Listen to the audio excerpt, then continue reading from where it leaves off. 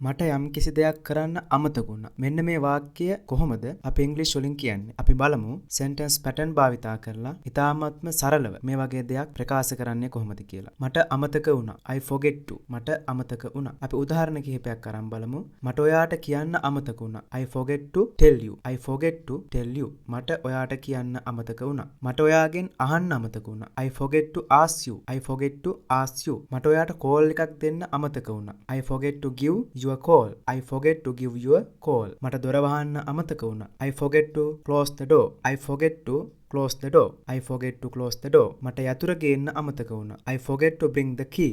I forget to bring the key. අපි තවත් pattern එකක් බලමු. මට ගන්න පුළුවන්ද? මෙන්න මේක කියන්නේ කොහොමද කියලා බලමු. Can I have? අපි උදාහරණ කිහිපයක් බලමු. මට බිල ගන්න පුළුවන්ද? Can I have the bill please? මට වතුර ටිකක් ගන්න පුළුවන්ද? Can I have some water please? Can I have some water please? මට පත්තරයක් ගන්න පුළුවන්ද? Can I have the newspaper please? Can I have the newspaper please? මෙන්න මේ ආකාරයට ඕනෙම දෙයක් ඔයාට මේ පැටර්න්ස් භාවිතා කරලා ඔයාගේ ස්පෝකන් ඉංග්‍රීසි නොලෙජ් එක ඉම්ප්‍රූව් කර ගැනීම හැකියාවක් පවතිනවා. ඒක නිසාවෙන් අපි එදිනදා ජීවිතේ කතා බහ කරන මෙවැනි ආකාරයේ පැටර්න්ස් අපි ඔබට නිරන්තරයෙන් ගෙන එනවා. ඔබ ඒ සියලුම දේවල් හොඳින් අධ්‍යයනය කරලා ඔබේ ඉංග්‍රීසි නොලෙජ් එක වර්ධනය කරගන්න.